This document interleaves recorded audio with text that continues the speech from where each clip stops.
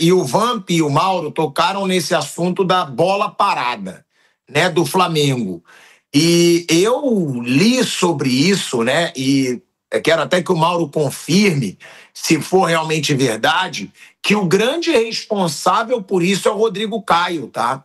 Então eu acho que se for realmente, tem que se elogiar, porque há muito tempo que eu não vejo um Flamengo tão forte em bola parada, né, gols de cabeça, e também do Flamengo sofrer menos gols de cabeça do que sofria.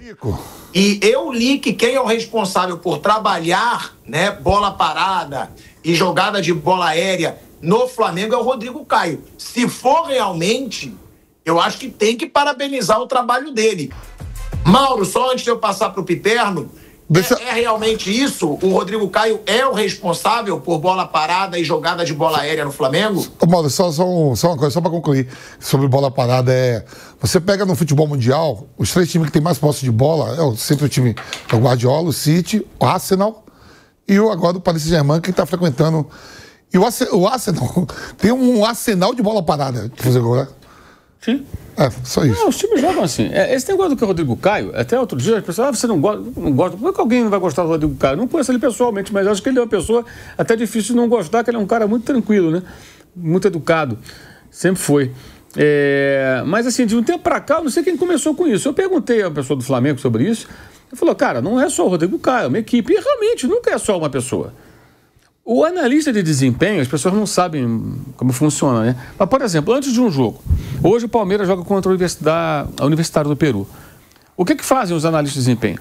Esmiuçam a equipe peruana. Como é que joga na bola parada? Como é que joga no contra-ataque? Quem é o cara que organiza o jogo? Quem bate corda? Quem bate escanteio? Primeiro tava, como é que bate? Primeira trave? Tem uma jogada ensaiada? Os caras eles vão estudando tudo. Isso, todo mundo faz isso. Todo mundo faz isso. E isso é levado para o campo também. Então, quando vai jogar com o Internacional, os caras já sabem. E o Inter também sabe do Flamengo, como se posiciona, onde que fica, quem marca a primeira trave, quem marca a segunda, onde que tem uma zona, de repente, mais livre, e tenta explorar as deficiências do adversário. Então, nunca é um trabalho de uma pessoa só. Pode ser que ele coordene esses treinamentos, mas é uma equipe de pessoas. E quando eu perguntei, a pessoa me respondeu e falou, Mauro, tem mais gente envolvida, não é só o Rodrigo. Ele participa também. Então, eu não acho muito legal essa coisa, porque como ele foi jogador, ele é mais conhecido da comissão técnica, obviamente, além do próprio treinador. Há uma tendência então, não se trata de tirar o mérito dele, mas me parece que não é mérito só dele. É mérito das pessoas que trabalham junto e dos jogadores, né? Especialmente que estão executando muito bem aquilo que é preparado. Então, não sei se isso é para se atribuir só ao Rodrigo Caio, não. Até perguntei de novo aqui a uma fonte do Flamengo sobre isso, vou ver se ele me responde daqui a pouco. Porque, assim, de cara... Certamente no campo não trabalha só ele, tem uma equipe de pessoas e, no mínimo, você tem um analista de desempenho trabalhando nisso. Porque eu duvido que o analista de desempenho não faz esse trabalho. Esse é o trabalho deles, esmiuçar todos os detalhes de como joga, de como faz, como marca. E a bola parada, hoje todo mundo estuda muito bem como é que os outros trabalham para justamente poder neutralizar. Então, não se trata, repito, de não ser o Rodrigo Caio, mas me parece que atribuir só a ele, como as pessoas estão fazendo, me parece que pode estar sendo injusto com outros envolvidos nesse trabalho, que é muito bem feito, e do qual ele também, certamente, é um dos responsáveis.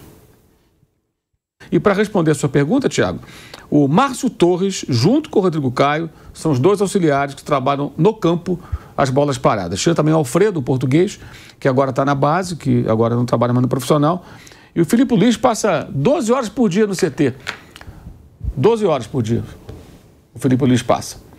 Inclusive, lógico, também pensando na bola parada, ele também participa disso, né? Ele que coordena isso tudo. E fora, como eu falei, os analistas de desempenho, que esmiuçam os adversários, que fazem todas as marcações de como o adversário se posiciona na bola parada ofensiva e defensiva, as jogadas ensaiadas, tudo isso entra no cardápio, né? É uma equipe. Então, o Márcio Torres é o outro auxiliar, que não é tão conhecido, que junto com o Rodrigo fazem esse trabalho. Acho que é importante dar os nomes aqui, até para valorizar. Nada contra o Rodrigo, repito. Apenas eu não acho justo que as pessoas, por ele ser o ex-jogador, ser muito querido e mais famoso que os demais, os méritos caiam só em si. Eu tenho certeza que ele mesmo não deve gostar muito disso, né? A pessoa correta não vai gostar de ter os méritos sozinho quando uma equipe está trabalhando. Mas que bom que ele está participando tão bem. Eu mesmo fui muito reticente quando da sua contratação, porque ele não tinha nenhuma experiência. Acho até que, independentemente da presença do Rodrigo, seria bom que só uma opinião, tá? Que o Felipe tivesse na sua comissão técnica alguém mais rodado, sabe? Não para questão de treinamento dia a dia só, não. Especialmente para momentos de jogo, para situações de jogo. Alguém que tenha vivido certas situações que ele não teve ainda a oportunidade de viver. Acho que às vezes isso faz falta. E até essa questão que ontem muita gente falou de demorar um pouco a mexer, isso às vezes acontece, pode ser um pouco disso também. Aquela coisa de ficar ali pensando em quando decidir. O Tite tinha esse problema também. Aliás, tinha, não tem. E na Copa do Mundo se pesou muito com o Tite. Especialmente, porque na Copa do Mundo você não tem muito tempo não, meu irmão. É mata-mata de um jogo só, você tem que resolver tudo rápido. Se fizer a escolha errada, babau. Então, mas é só uma questão menor essa aí, inclusive. Mas é isso. Então, o Márcio Torres trabalha junto com o Rodrigo Caio, são os dois auxiliares do Felipe que ficam ali no campo, trabalhando diretamente com os atletas, essas jogadas de bola parada, ofensiva, defensiva. As defensivas também são importantes, né? O Flamengo não está tomando gol também porque cruzam bola na área e está difícil fazer. Ontem o Pedro tirou a bola de cabeça, o Bruno Henrique tirou a bola de cabeça. Os atacantes participam também bastante nesse tipo de jogada quando o outro time, o adversário do Flamengo, está no ataque e está tentando explorar a jogada aérea. Mas falando do Bruno Henrique, Mauro, é impressionante o que esse cara segue construindo no Flamengo. Claro, ele não é o Bruno Henrique de 2019. Longe disso. Bruno Henrique de 2019 foi um dos melhores jogadores que eu vi no Flamengo. Eu não vi a geração do Zico, tá? O Bruno Henrique de 2019, a eficiência, a forma como ele decidia os jogos difíceis, tava difícil, bola no Bruno Henrique na ponta, ele dava o tapa e surgiam as jogadas de gol do Flamengo. Era a dupla, né? Bruno Henrique e Gabigol, e ainda tinha o Arrascaeta. Agora, mesmo aos 34 anos, mesmo longe do seu melhor momento, o Bruno Henrique segue decidindo jogos grandes, Mauro. Em Libertadores, ele cresce ainda mais. E aí, olha os números desse cara. Ele tem 20 gols pelo Flamengo em Libertadores, sendo 15 desses 20 gols em mata-mata. Ele tem 16 assistências. Em mata-mata, ele é o terceiro maior artilheiro da história da Libertadores no mata-mata. Ele só fica atrás do Gabigol, que tem 16 e ele tem 15, um a menos, e o Gabigol não está disputando essa Libertadores, ou seja, o Bruno Henrique tem tudo para igualar ou até passar o Gabigol, e ele tem 2 a menos que o Riquelme, que tem 17 e já parou de jogar, é até presidente do Boca agora. Ou seja, se o Flamengo fizer uma boa Libertadores, o Bruno Henrique tem tudo para se tornar o maior artilheiro do mata-mata na história da Libertadores, Mauro. É impressionante, né? O quanto esse cara é decisivo. E você continua com aquela sua mentalidade, Mauro, de que hoje Bruno Henrique já ultrapassou Gabigol no ranking dos grandes ídolos da história do Flamengo? Para mim, ele sempre foi um jogador mais relevante do que o Gabriel. O Gabriel teve momentos muito marcantes, os gols de Lima, grandes partidas também, mas o Bruno Henrique, mesmo em 19, ele foi um jogador fundamental. Você pegar o jogo decisivo, né, contra o River Plate, quem desenrola a jogada toda ali é ele. É uma roubada de bola do Arrascaeta com o Diego, em cima do Lucas Prato. Ele é cercado por 3 jogadores do time argentino e consegue encontrar um passe para o Arrascaeta que serve o Gabriel e empurra para o gol vazio. Ali, naquela altura ali, um jogador desesperado já joga a bola na área, faz cruzamento, chuta de qualquer jeito. Não é só participar com gols, não. Jogadas, gols. Em 19 tem um jogo contra o Corinthians, que o Carille é demitido, toma de 4-1 no Maracanã. O Gabriel está suspenso, toda hora estava suspenso, né? O Bruno Henrique faz 3 gols, 4-1.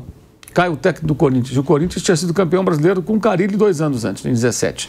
Então, a questão do Bruno Henrique é essa. Ele já é um jogador veterano, não consegue ter a mesma regularidade, mas ontem o Felipe acertou.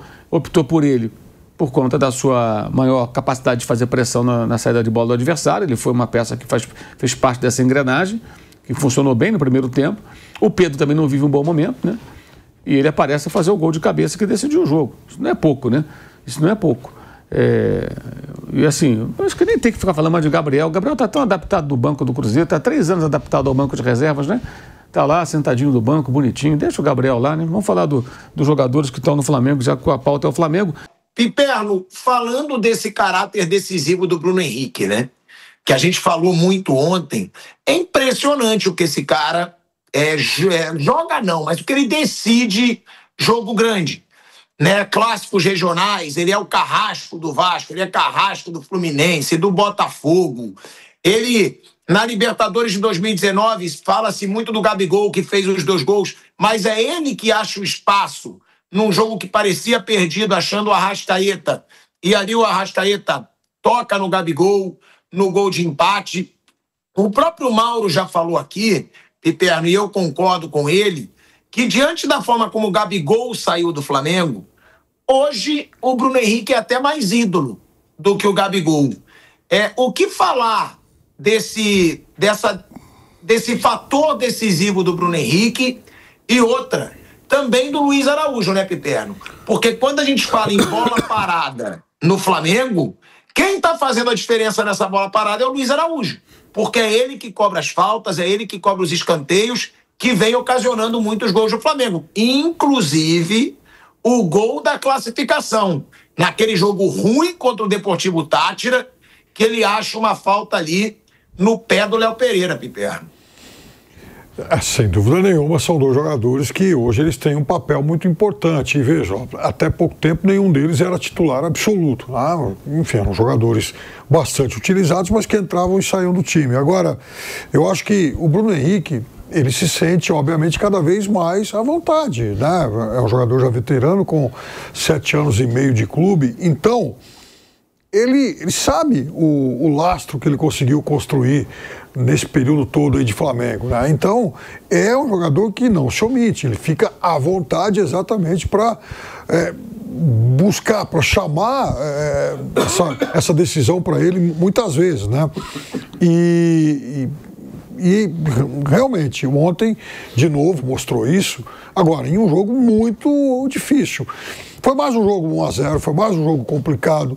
Os adversários, é óbvio que eles acabam esquadrinhando tudo que o Flamengo é capaz de fazer. Todo mundo conhece o repertório de todo mundo, isso não é novidade, isso acontece em qualquer lugar do futebol mundial. Então, a gente vê muito esse confronto de estratégias, e é por isso que às vezes há essa tendência, essa tentação de diagnósticos um pouco mais simplistas, do tipo, o cara pipocou, ou então, o time cansou, enfim, o time jogou errado, o técnico mexeu mal, ele é burro. Não, do outro lado também tem estratégias. Todo mundo que for jogar contra o Flamengo lá no Maracanã hoje, certamente vai começar o jogo fechado para entender melhor quais são as possíveis vulnerabilidades, para depois ele tentar pressionar, ele tentar encaixar contra-ataque no outro setor. O Internacional não fez diferente, era previsível o Internacional começar o jogo mais retraído e, se tomasse gol, sair mais, como aconteceu no segundo tempo. E aí, no segundo tempo, o jogo muda e não sei se por queda física do Flamengo, mas também por uma outra forma de jogar do Internacional, porque, veja, o Flamengo foi buscar vitórias nos segundos tempos de jogos contra o Atlético Mineiro, o primeiro jogo no Rio, né, pelo Campeonato Brasileiro, também o clássico contra o Fluminense, aqui em São Paulo contra o Palmeiras. Então foram muitos jogos em que o Flamengo decidiu no segundo tempo. No primeiro, às vezes ele não encaixou, às vezes ele não conseguiu se impor, ele não foi dominante, mas aí no segundo tempo ele foi.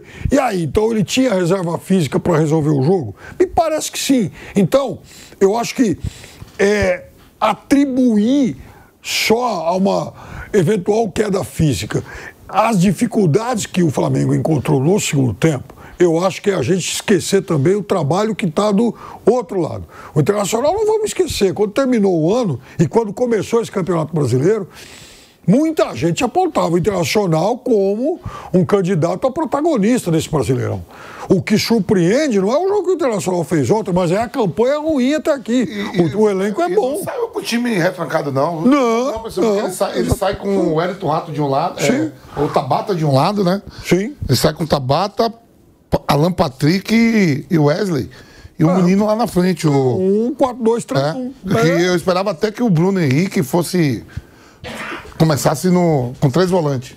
Pois é. Então, veja, é um time que tem boas individualidades. Agora, não vamos esquecer outra coisa. Isso aí é Libertadores. É um envolvimento diferente. E veja, não é à toa que 5 primeiros jogos das oitavas saíram só 3 gols. É jogo duro para todo mundo. Ninguém tá lá a passeio.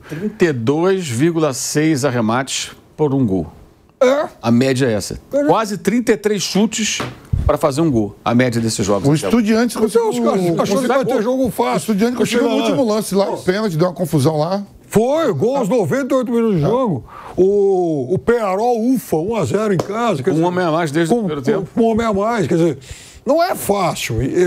Eu ontem e hoje li um monte de... aliás, é impressionante como tem jornal esportivo pela América do Sul. Só não tem quase aqui. Mas você vai em qualquer outro lugar. No Peru tem um monte. Os caras, se você pensar em qualquer detalhe do time do Palmeiras, tá lá em algum jornal. Assim, os caras já... Todo mundo mapeou tudo, mas como tem que ser feito. O Jorge Fossati já falou um monte de coisa, os jogadores também. Então eles sabem como o Palmeiras joga, sabem quais as opções, sabem que ou joga com o cara aberto, ou ele pode tentar os dois caras, enfim, o Flaco Lopes e o Tigrinho juntos. Quer dizer, todo mundo sabe. Aí tem aquelas coisas assim para mexer com a questão anímica, né? Segundo o Transfer Market, o Palmeiras custa 21 vezes mais que o Universitário. É claro que mexe, né? Agora, ninguém é bobo, ninguém está lá de alegre e ninguém vai ser surpreendido pelo outro. A tendência é de jogos, de confrontos muito equilibrados e outra coisa, com mais gols e mais oportunidades sempre no jogo de volta, que é o momento que cada um vai ter que arriscar tudo. Quem está perdendo vai ter que se abrir, quem está defendendo o resultado vai ter outras opções, mais espaço. Então a dinâmica muda. Mas ganhar de 1-0 num jogo de ida contra um adversário duro, um clássico interestadual, não achei ruim. E o Flamengo tem também a seu favor o fato de hoje contar com a melhor defesa do futebol brasileiro.